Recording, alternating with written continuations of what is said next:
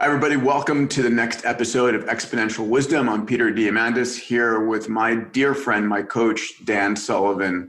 And today, Dan and I want to talk about how do you think about what's going on? Because how you think about things change your life. When I say what's going on, obviously, Dan, very little else is going on other than in the background mode than COVID-19. Welcome, Dan. How are you? I was going to say good morning, but we're in different time zones, which doesn't matter virtually that much. And that's how to think about things, is that time zones and geographic zones have changed their meaning in the last 6 or 7 weeks. You know, our birthdays are a day apart. I have a few more calendar years than you do. But this is the unique event of my life so far in this respect, that it's a common topic for everybody, regardless of where you are on the planet. I think you'd need an asteroid or something to have a common topic. Yeah, I used to think it would be an alien invasion or an asteroid impact that would unify the globe's conversation. Well, it is an alien invasion. It is. It is an alien invasion of sorts. And the world is fundamentally different.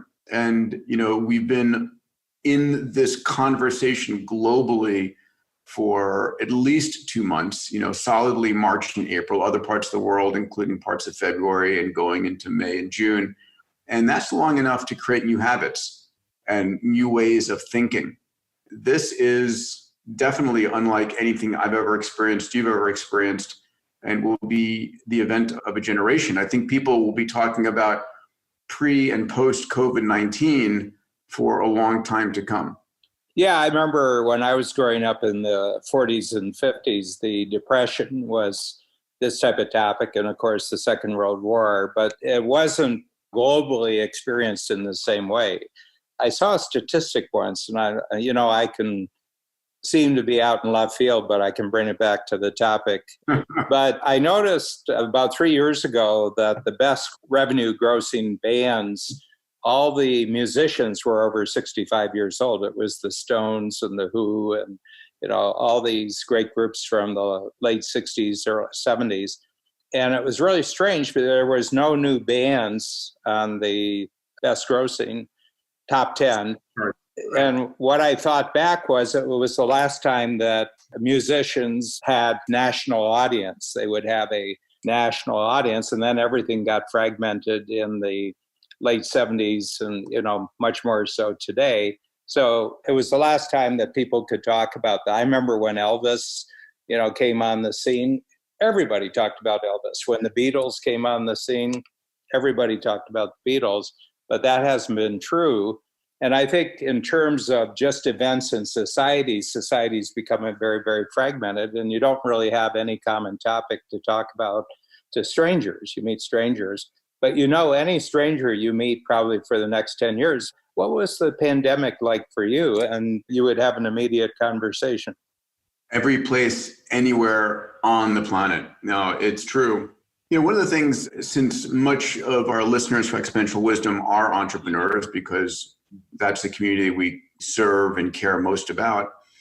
You know, Dan, what's your experience like? I'll say for myself, I have never been more productive. I've never been more on fire with more creative ideas. I've never felt closer to my teams. Is that similar for you? Yeah, I was having lunch with Babs before we came on today. I said, you know, if I had accomplished the amount of work over the last 6 weeks and I was living in a normal situation, I'd be really, really tired right now, but I'm not tired. I've just gotten so much done, and I'm just one person in a company that's getting a lot of things done, but we're not experiencing the same strain that this amount of work would do if it was, you know, get in the car, spend 45 minutes getting to work. There's something about gravity that, you know, and spatial movement and everything that actually tires you out. So it's going to be interesting to see who chooses to come back. I mean, we're probably going to give some flexibility of people coming back and whether they come to work. I mean, we haven't figured that whole part out, but what we're going to go through, everybody's going to go through the whole reopening. I mean, the word right now is, I think reopening is a political issue now. The momentum in that direction has shifted. And it's not a matter of really if, it's a matter of when, which week, this month. And how, what are the phases? That's what's being discussed. But I'll tell you, if I'd gone back in time and said, okay, in the beginning of March, right, when it was just beginning to have this conversation, if you had asked me, Peter, we're all going to be shut down, we're all going to be at home, we're all going to be doing this, do you predict on a 10 scale your level of productivity and energy? Would it be a 0, 1, 2, 8, 9, 10? I would have probably have predicted, a 4 or 5, because I was going to muscle it out, because that's me. I'll make the best of anything and bring energy to it. I would have never predicted I'd be pegged at a 10. Yeah, and I would say the same. Yeah. I'm in contact with a couple hundred of our entrepreneurs through Zoom calls every 4 or 5 days, and it's uniform. It's not unique to you and me. It's just uniform among the entrepreneur. Even the people who are taking a hard hit, there are some businesses and industries, there's just no action whatsoever. They're saying, it's giving me a chance to rethink the whole thing. I'm starting to look at, they're not shifting industries, but they're shifting models right now. Business models. It's all about business model innovation. And I tell you, it's also about mindset, right? Because there's a mindset that when this happens, you say, oh, man, I am just screwed. And you bury yourself under the bed. Mm-hmm. And then there's a mindset, because a lot of my business is event-oriented business, from Singular University to Abundance 360 to my speaking businesses and so forth. And instantly, once you get over the, oh, wow, this is going to change everything, there's a bit flip. They say, okay, how am I going to reinvent this?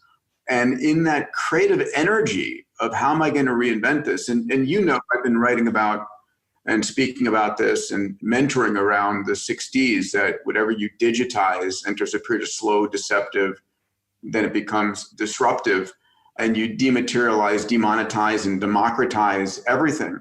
And so I'm working with my entrepreneurs, I'm working with all of my companies on let's dematerialize that. It's got to go to bits, ones and zeros, and it's going to become cheaper. Yeah, it's going to be 10 times cheaper, but your audience is going to be, maybe 100 times larger. Yeah. I came across, and I was very attracted to your model when we first met. I had enormous evidence of digitization. I had enormous evidence of deception. I had enormous evidence of disruption, but I've never so clearly seen evidence of the last 3 Ds. The demonetization, the price comes down for things, dematerialization. Well, we all just got dematerialized over the last 6 weeks. But the other thing is the democratization. I'll tell you an area where I see it, and it has to do with the working public's relationship with celebrities, and especially the ones who live within about 5 miles of where you do. There have been some really god-awful attempts by celebrities to be meaningful to people.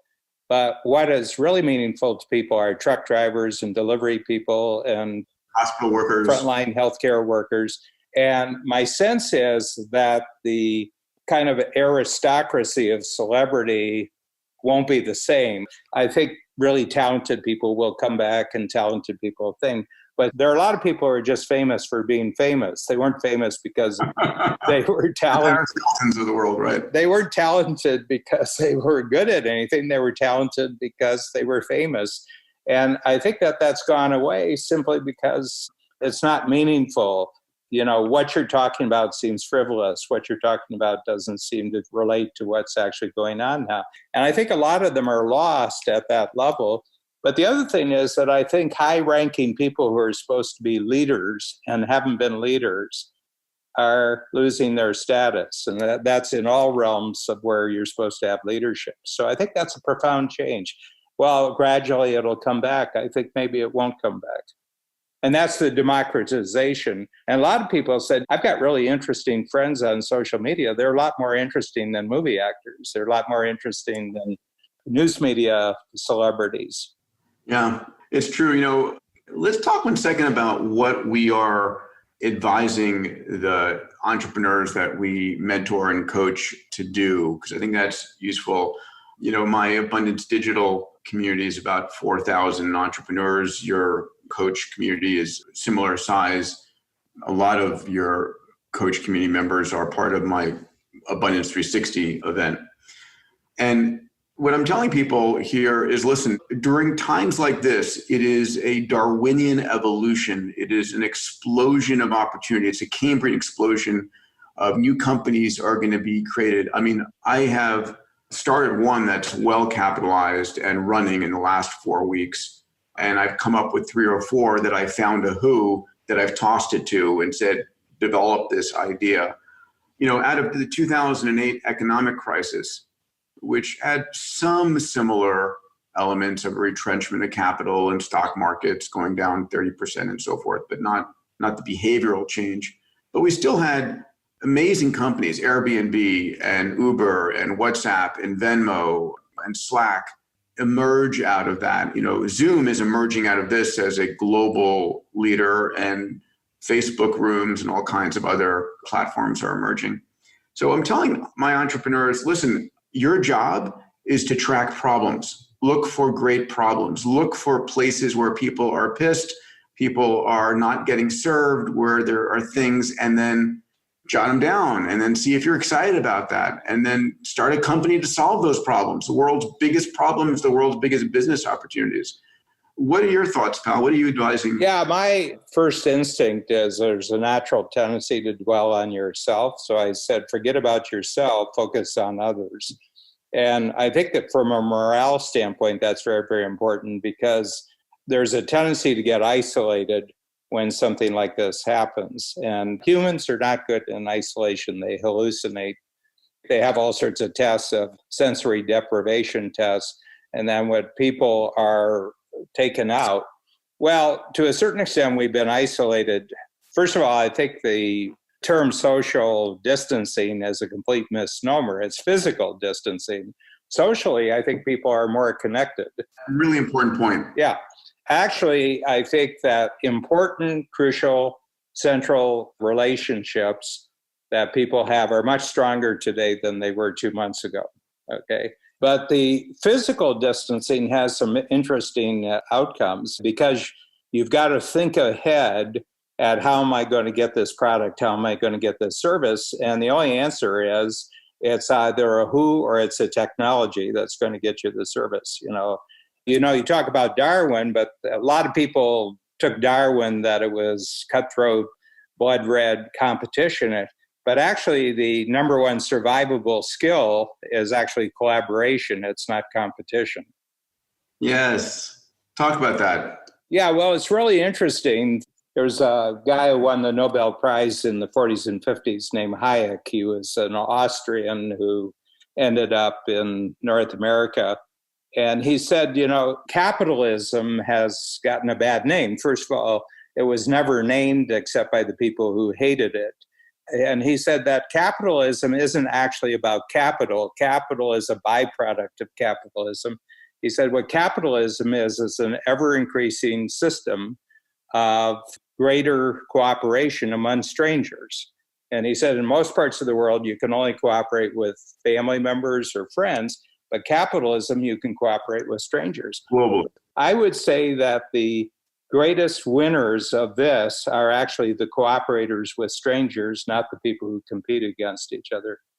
Yeah, I think that's so true. And one of the things that's enabling collaboration and cooperation, by the way, it's not just cooperation and collaboration with other people, it's collaboration with technology as well, which we've talked about as well, that this decade, it's really a decade about not AI replacing you, but how do you collaborate with AI and robotics and all these technologies.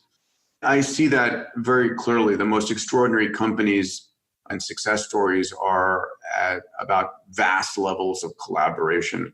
And you talked about Zoom. I just looked at the numbers. On March 1st, they had 10 million daily users. 2 days ago, they had 300 million daily users. They've gone 30 times their traffic. And now Facebook is apparently going to create a personal version. And actually, I think it'll help Zoom, because Zoom is really designed for business. The key winners using Zoom are really businesses.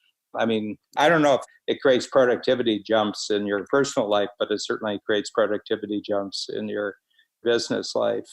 I'm a history reader, and two things I want to say about this is that scary times for an entrepreneur is a matter of degree. It's not a matter of kind. And what I mean is, Peter, think back when you became an entrepreneur. Has there ever been a month when you weren't scared about something? I mean, no, because I set out ridiculous objectives. I had no idea how I was going to do it. And I had, constantly. No. So my sense is that when entrepreneurs encounter a situation like that, and you've done a good job at handling scary times before, you're not starting at zero for your response. You're starting at about 80%. You got about a 20% entirely new situation that for the first week or the first 10 days, hey, this is really... I have a guy who's in the fashion accessory, but you know him well because he's been to every A360. Mm-hmm. And you'll remember him because at the end of the very first session that we did at Marina Del Rey, he said, holy shit, and I blew his mind, yes. So he's just gotten hammered, I mean, he had $16 million worth of shipments that were just stopped. So they can't come into the country because they're from China and everything like that. So, I mean, it was first 2 weeks, 3 weeks, it was really tough. And about week 4, he said, I've been looking at things here, and I've got an entirely different profit model that's been hidden from sight. And he says, I've just discovered this entirely new profit model. So you went back to this new business model. Well, that could be industry-wide, but it could be just sitting there with what you're doing. But it takes, I don't know, there must be some sort of scientific thing that you put things under pressure, and what they actually are revealed by pressure. But I get a sense that the intense pressure... Yeah, well, what happens is that under intense pressure, the systems that were breaking already and were undergoing a slow death, because a lot of times we, as entrepreneurs, as business owners, we know we should take action, we should fire that person, we should kill that business line, we should stop investing our time, money, attention, whatever it might be, resources, and we don't. This comes along and it is like, okay, it's decision time. I can't afford not to make a decision. So it's the pressure forces decisions that you needed to make anyway. Then it's how do you reinvest your attention, which is your most scarce resource, and then your capital, and then your employees and other resources. Yeah, but I'm certainly different going into the third month than I was at the beginning of the first month. My team is different, how we interact every day, and I don't see there's any going back to any previous way that we're...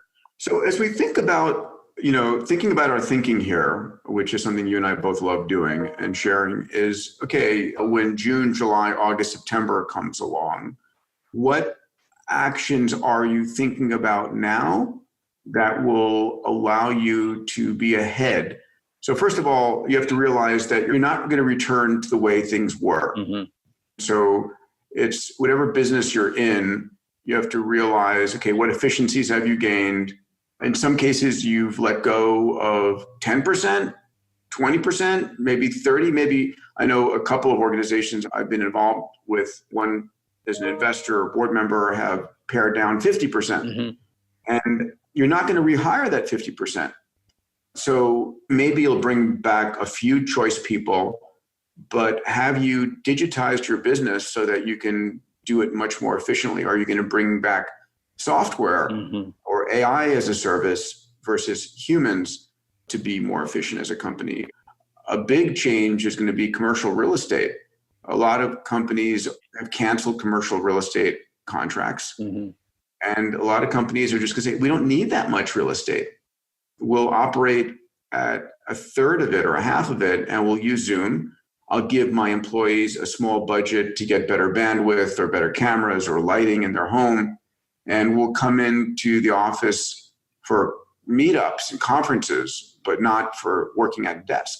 Yeah, that would be certainly true with ours. And I mean, we've completely switched our video production team. We have a really great studio set up and everything else, and I'm sure we're going to use it. But I think we'll do a lot more. See, the thing is, it's like, there was this worry that if we make our Zoom workshops too good, then people won't want to have live sessions afterwards. And I said, I think you should put that in an impact filter and explain it a little bit more, because I was sitting there, I was like, we're going to do a mediocre job so they don't leave us. So I said, here's what I believe, that most of our clients will want both when we come back. They want the live for one reason, and they have discovered that they want the digital, the virtual, for another reason. It's not one replaces the other. I mean, movies were going to get rid of live theater. There's more live theater than ever. Television was going to eliminate movies.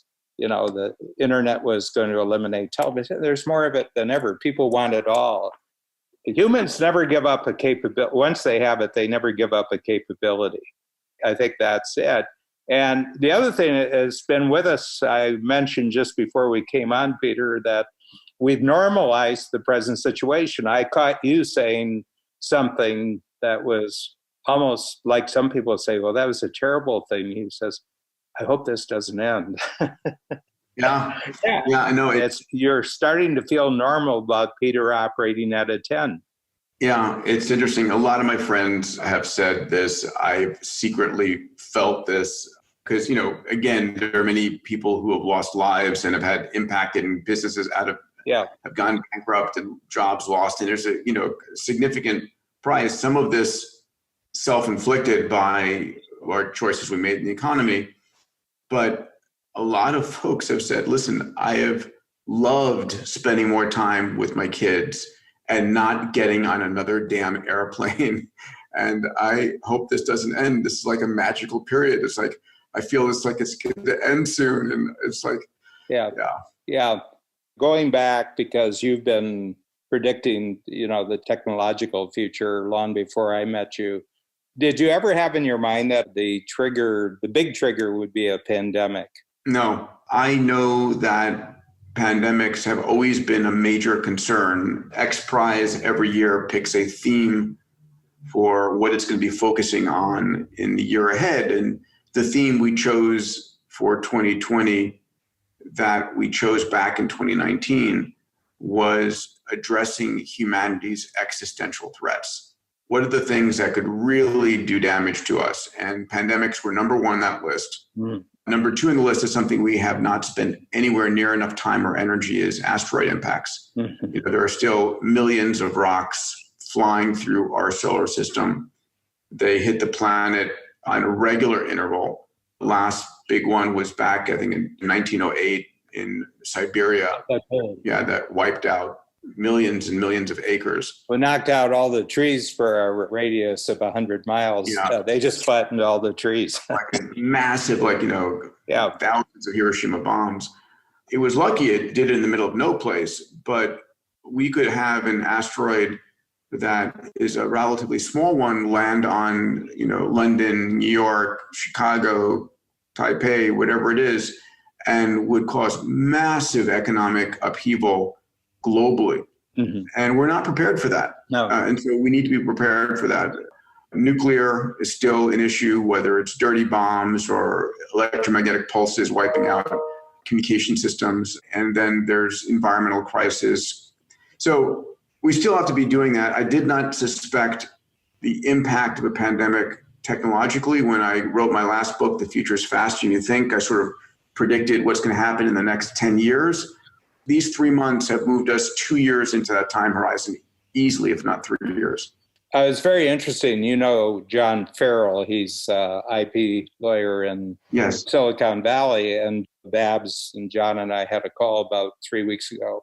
And he said, I'm heavily invested and I've done all the IP work for about 6 biolabs in Silicon Valley. And he said, we may be very close to solving the virus problem, because he said, we've been working on it for 40 years, ever since HIV and AIDS came along. And he said, I've seen some solution that they figured out actually how you get on it. And it has to do with the killer cells in the body go to sleep. And this from all of your work. Stem cell work. It's very, very interesting. Stephen Palter, who's an IVF doctor, one of my clients, and he says very interesting that pregnant women are getting COVID, but their fetuses aren't.